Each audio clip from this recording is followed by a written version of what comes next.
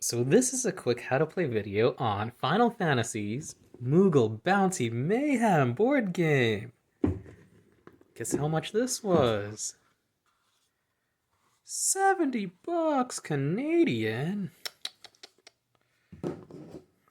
This is just a 2 to 4 player game that takes about 15 minutes. But really, you could play with 6 people. You have your victory point tokens, which is the objective to gain the most.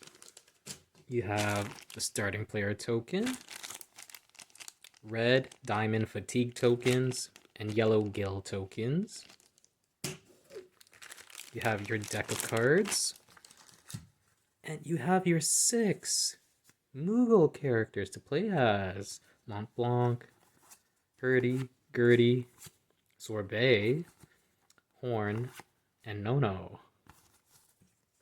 And lastly, you have your 2 boss tiles,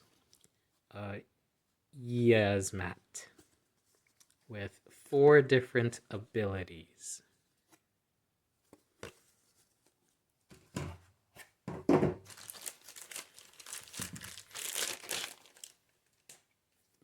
Within all these cards, there's a deck of monster cards.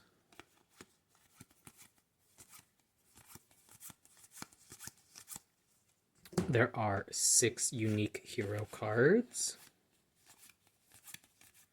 And then there are 6 personalized Moogle decks.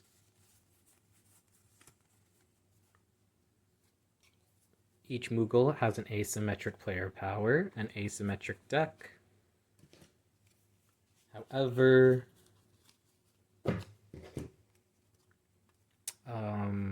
there are 6 basic cards within each deck that all Moogles will have. For example, the unique cards, the unique ones will only have the picture of the Moogles on them,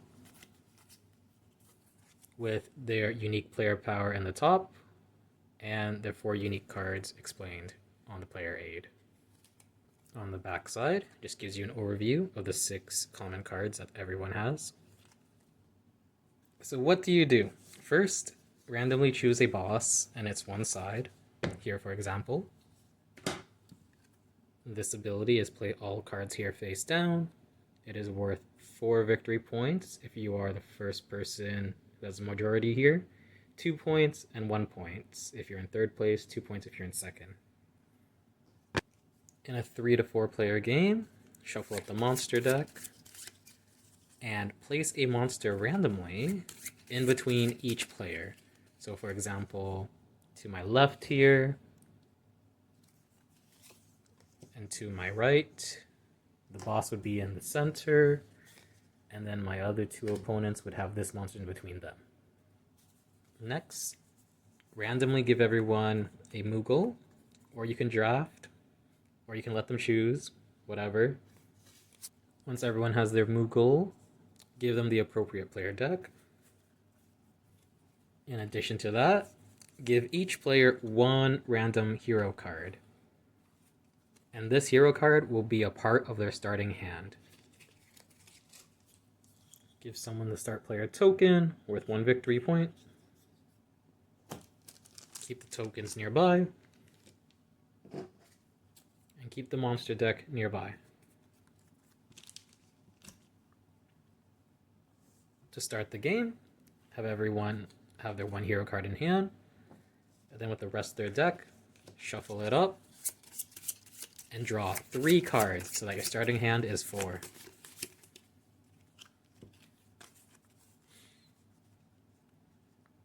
Here's a quick overview of the setup. Moogle's abilities, names, the cards, the power, heroes, the tokens, what they do, and the play area.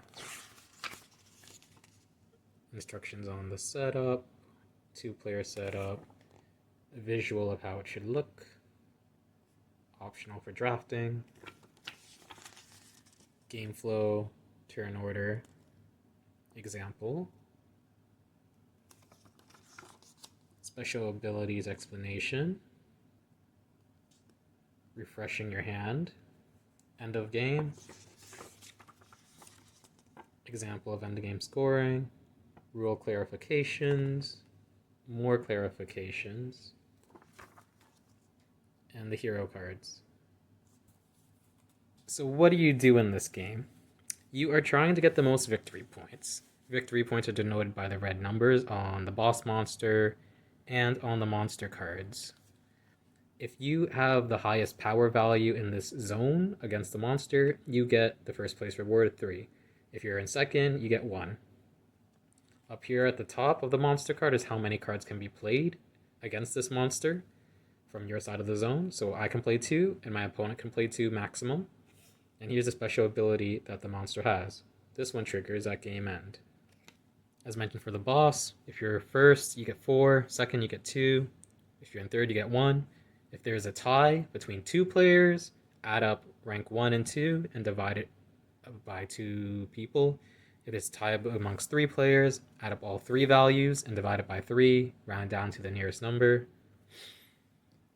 Same for the monsters.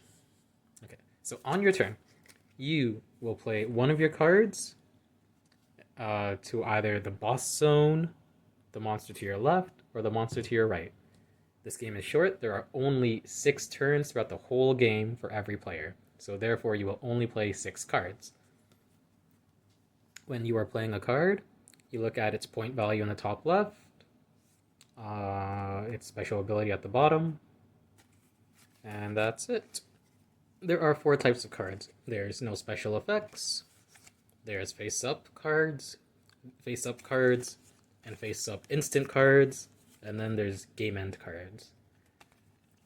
The only semantic is that face-up cards and face-up lightning instant cards must be played face-up to a zone, whereas the other 2 cards can be played face-down to a zone so that their values are hidden.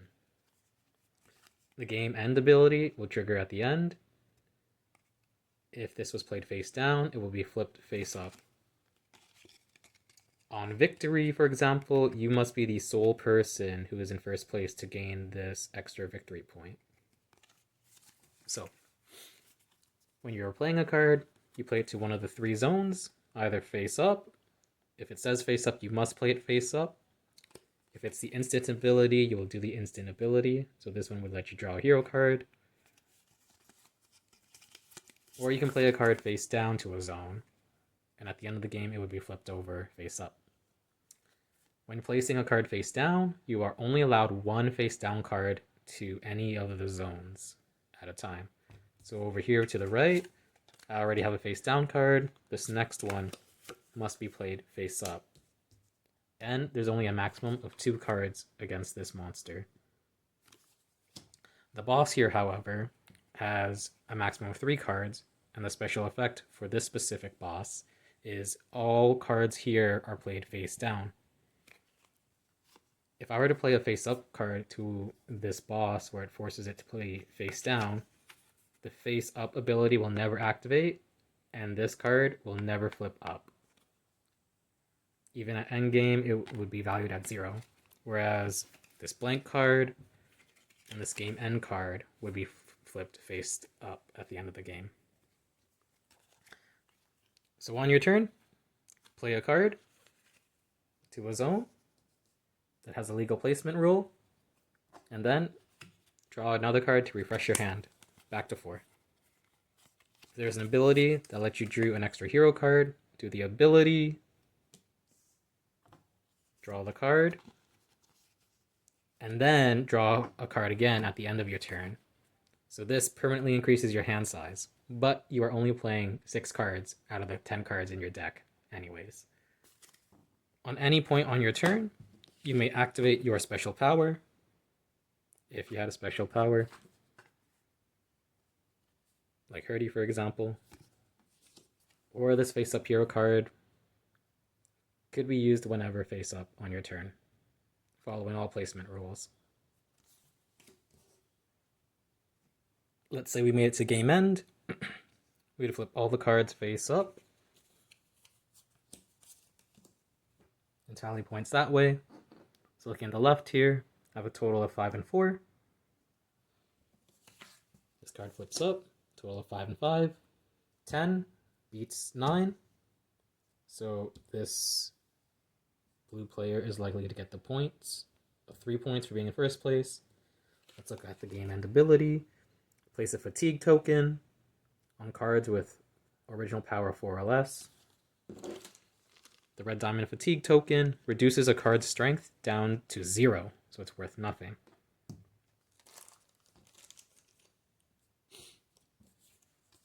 Game end. In this play area, all other players' game end abilities are disabled. So this zone of the monster is the play area for this monster. There's a play area for the boss, and the play area for the other monster. The Vera here has a game end ability. On victory, gain 1 victory point.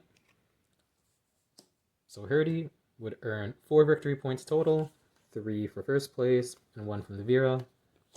And I would earn only 1 victory point for coming in second place.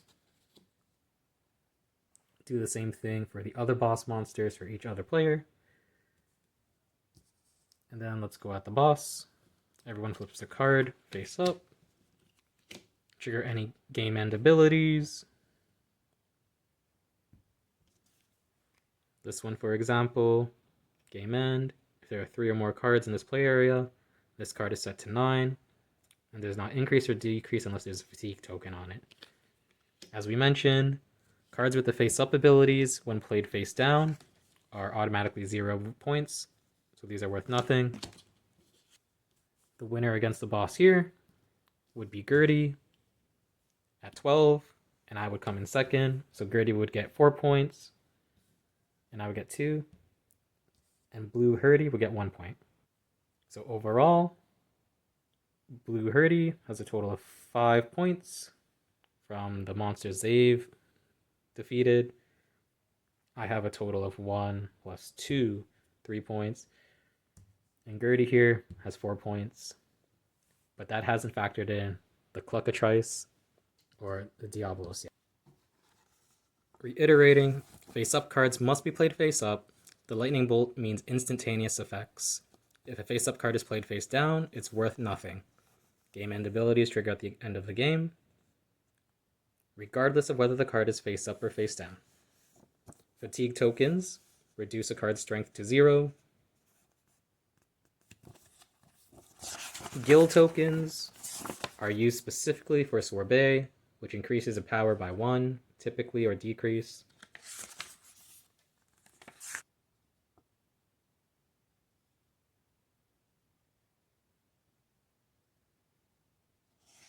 Some rule clarifications. The original power is the number printed on the card. When moving cards, tokens move along with it while following legal placement rules, so 2 or 3 maximum. And if a card is already face down here, you can't have 2 face down cards unless an ability says so. When you can check a card, you can check any zone, but don't reveal that information. If a card forces you to play face up or face down, you must follow that rule. If a face up card is forced to play face down, it's treated as 0. When drawing cards, you draw a card immediately and then draw at the end of your turn, so your hand size is increased permanently. If you accidentally play a face up card face down, it is treated as 0 and you don't trigger its ability. For no special ability and the monster Vorpal Bunny takes precedent, so Nono's game end ability does not work.